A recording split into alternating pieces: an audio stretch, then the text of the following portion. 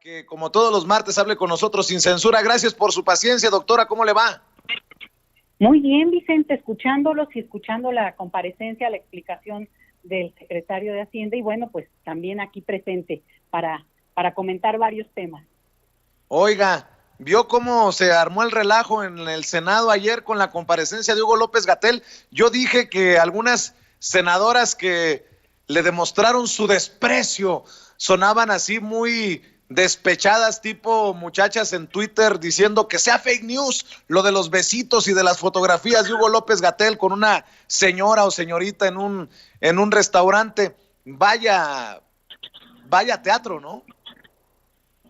Pues fue muy divertido, Vicente, porque la verdad es que el nivel de teatralidad sí excedió, digamos, lo normal, porque, digo, la política tiene una parte de teatralidad y eso no lo vamos a negar, pero lo que se vio ayer, y yo lo estuve revisando en el caso de la presentación de esta senadora, que no quiero ni decir su nombre para no hacerle más propaganda, es que justamente, digamos, se ve que revisó y actuó varias veces lo que sería su presentación, pero pues la verdad sí salió como de risa. A mí me recordaba así como a los prefectos de la secundaria cuando yo fui a la secundaria, o sea que ya era un nivel de, digamos, de mucho más orden y autoritarismo que de lo que se tiene ahora. Entonces, esta cosa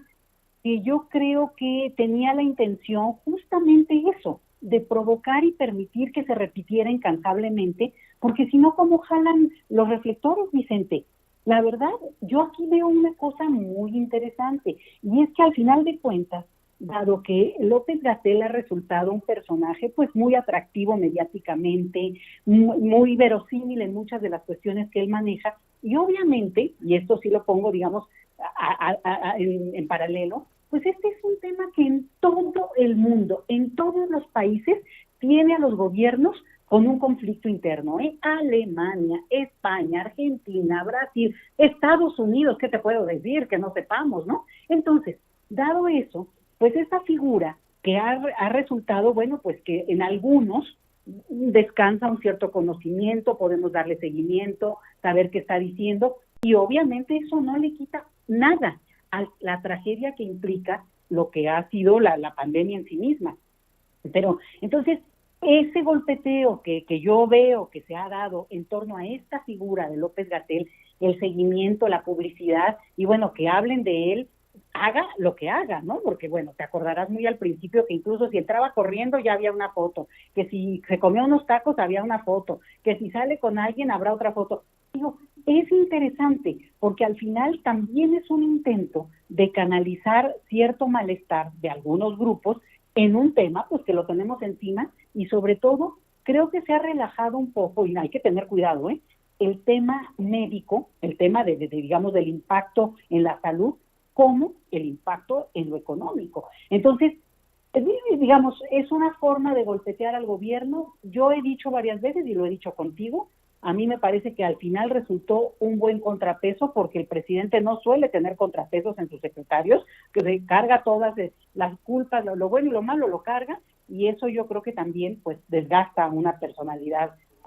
política. Entonces, yo sí vi una cosa, te digo, muy teatral, muy divertida, porque al final de cuentas, pues recordaba las telenovelas, pues bien ochenteras, ¿no? Digo, ya la señora Telles ahí sacó el cobre en ese sentido. Mira, ya dije el nombre y según yo no lo iba a decir. Pero bueno, pues no se puede evitar eso. Y la verdad, la otra es que, pues toda la parte de López-Gatell respondiéndole, hasta se hubiera aguantado más, la verdad, porque si se hubiera aguantado más, la hubiera hecho enojar todavía más. Responde una cuestión, pues en su tono, en su estilo, logró contenerse, y bueno, pues queda la respuesta. No, ¿qué se puede decir de algo donde unos opinan que casi las personas que han fallecido desafortunadamente por el impacto del COVID son responsabilidad de una autoridad, y otros consideran que la autoridad ha actuado en lo que se puede humanamente y en términos de lo que hay en el país, pues de la mejor manera, dado nuestro escenario, y ojo, en el contexto internacional, que ahorita ni me meto, Vicente, pero hay países donde, te digo, por ejemplo, en Perú hay una crisis tremenda, porque es el país donde la letalidad ha sido más alta en América Latina, y al principio era como un caso exitoso, porque siguió este modelo de pruebas y de seguimiento de algunos casos, y pues son apuestas incluso metodológicas, y no quiere decir que ninguna sea la mejor, y claramente ninguna es que contiene el avance de la epidemia. Lo que sí contiene es, digamos, el tipo de impacto potencial, que si la deja suelta, pues estaríamos, pues francamente todos en urgencias, no contagiados. Y no se nos olvide, nos dijeron que 80% de la población mundial en algún momento tocaríamos el COVID, Vicente. Entonces también creo que hay que recordarlo, porque se les olvida a veces a los críticos que el punto aquí es pues minimizar lo más posible lo que humanamente llegó como una epidemia. Oiga, doctora, y si cambiamos radicalmente de tema, ¿por qué no hablamos de esta política de Andrés Manuel López Obrador del perdón histórico? Muchos la han aplaudido, muchos han señalado que es una ocurrencia, pero el presidente está más serio que nunca sobre esto del perdón histórico. Este es un tema que se trabaja mucho en términos de lo que significa el peso de la memoria, Vicente. Y es una cuestión que tiene que ver con que para resarcir todo el daño que se ha causado en muchos temas, ¿no? En temas que tienen que ver con duelos colectivos, en situaciones como las que ha pasado México, de crisis extremas de violencia, pues hay momentos en que se tiene que hacer un corte, y justamente esto ocurre cuando hay nuevos gobiernos, cuando accede la democracia al poder, cuando hay un cambio de régimen. Entonces, en muchos países se han dado momentos de volver a la memoria como un eje mismo de la política. Y en este sentido, la figura del perdón por daños que a lo mejor alguien puede decir y banalizar con que ya no importan, pues en realidad tienen un peso en el presente y son como cortes de caja, son formas de poder decir, a ver, esto pasó, y los que lo están negando, lo único que hacen es alimentar ese duelo, ese dolor, y esa digamos, reproducción, por ejemplo, de los estigmas. Cuando tú dices, bueno, es irrelevante lo que pasó hace 500 años porque ya pasó muchísimo tiempo, pues al final es decirle a la descendencia histórica y cultural de esos que son los más dolidos desde ese origen, bueno, pues que están como locos, que no es cierto lo que pasó y ni es para tanto el duelo. Y lo que hoy sabemos como seres humanos, como humanidad, como gente que seguimos estos temas, es que un duelo personal y un duelo histórico siguen ahí mientras no se logre dar, bueno, justo un cierre emocional, psicológico, pero también de psicología colectiva, Vicente. Entonces, ahí está el tema donde insiste López Obrador. Claro, se canaliza también en la figura del mismo presidente, ¿no? Que él llegó, y mira que lo dijo desde el principio, y lo ha seguido y lo ha insistido, en que eventualmente quienes han causado ciertos daños emocionales históricos, pues pueden decir me disculpo, como lo han hecho muchísimas autoridades del planeta, e incluso te lo avanzo,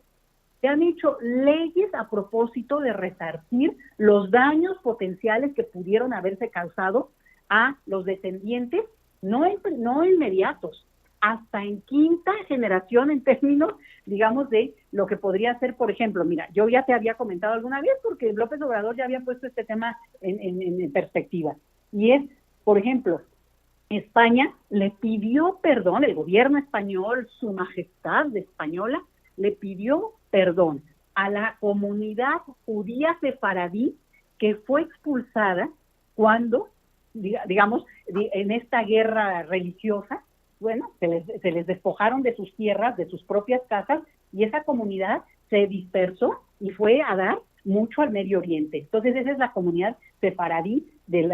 la comunidad judía de origen española. Entonces, ¿qué es lo fuerte? Que 5 siglos después hay un reconocimiento de que eso le dolió, hay un duelo que carga a esa comunidad, y en ese sentido, bueno, se refleja en su música, en su historia, en sus comidas, incluso en que se preserva el idioma ladino, que es lo que habla, bueno, o por lo menos los descendientes han conservado en una parte. Entonces, este reconocimiento va acompañado incluso de una ley en España que le reconoce y le reotorga a los descendientes de esa experiencia, fíjate, a los descendientes de hace 5 siglos, o sea, que no estaríamos hablando de papás, abuelos, no, de un linaje mucho más antiguo y que logran demostrar que son herederos, descendientes de ese grupo original, le dan la ciudadanía española. Pues tú podrías decir, ¿para qué? Bueno, como algo simbólico. Y en ese sentido, no es ni una locura, ni una tontería, y mucho menos una cosa que hay que banalizar, el hecho de que se pudiera cerrar de alguna manera una cicatriz que sigue sangrando, y es el origen de un país que, digo, somos resultado de eso también, pero que a algunos les duele muchísimo cómo se dio ese origen, y lo digo duele en términos de la propia piel de la construcción histórica y del racismo que mantenemos como sociedad. Entonces, yo creo que insistir es un acto político importante. A mí me gusta, lo entiendo en esto que he explicado, en este debate mucho más amplio, y la verdad es que el que incita también el presidente, ¿cómo puede molestarles a algunos? Porque no logran captar la esencia de esto, que lo simbólico no es nada más de mención, Vicente, también tiene un peso y un origen en la propia historia de los países. Entonces, pues vas a ver, porque además a su vez al propio gobierno mexicano le toca, al gobierno actual, pedir perdón por tantas otras cosas, este perdón histórico me refiero, ¿no? Claro. Entonces, pues muy contenta con ese avance, Vicente. Oiga, y para cerrar, ¿cómo ve a Donald Trump? No sé si fue circo lo de que se había contagiado con COVID-19, pero suponiendo sin conceder que fue contagiado el presidente de Estados Unidos, se me pusieron los pelos de punta cuando lo vi en un mitin de campaña multitudinario, y ya no supe si estaba más loco Trump por andar ahí o los que andaban cerca de Trump vitoreándolo al presidente que busca la reelección en Estados Unidos. Fíjate, Vicente, que a mí se me hace que los de doctores y los epidemiólogos que atienden a Trump son los mismos que asesoran a la señora Lili Telles.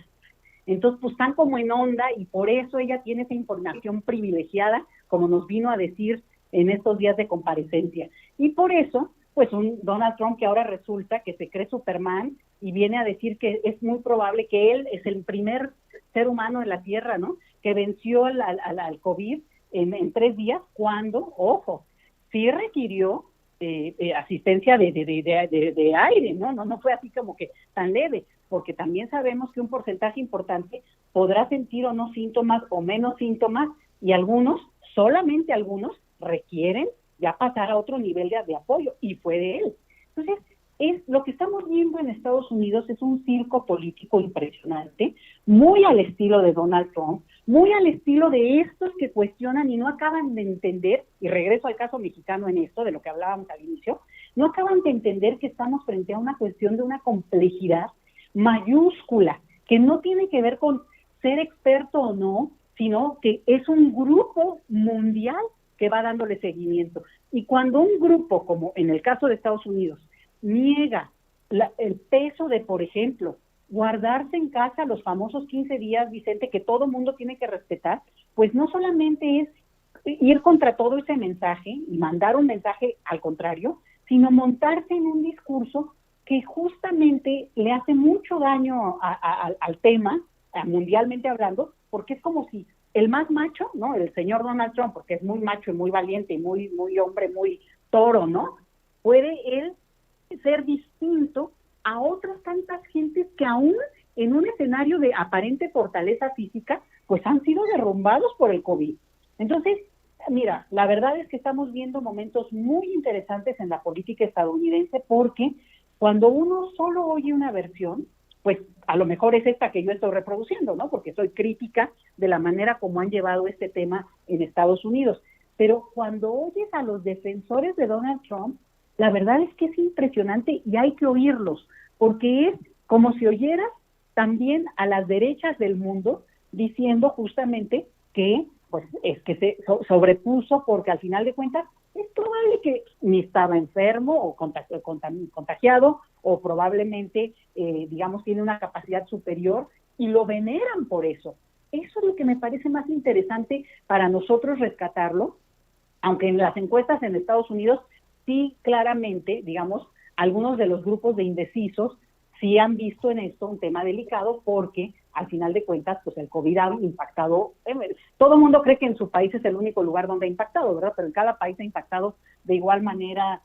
o sea, de manera muy fuerte. Y en Estados Unidos, pues claramente. Entonces, ¿yo qué veo? Veo que lo están usando, que se le está revirtiendo, por lo menos en, en los números de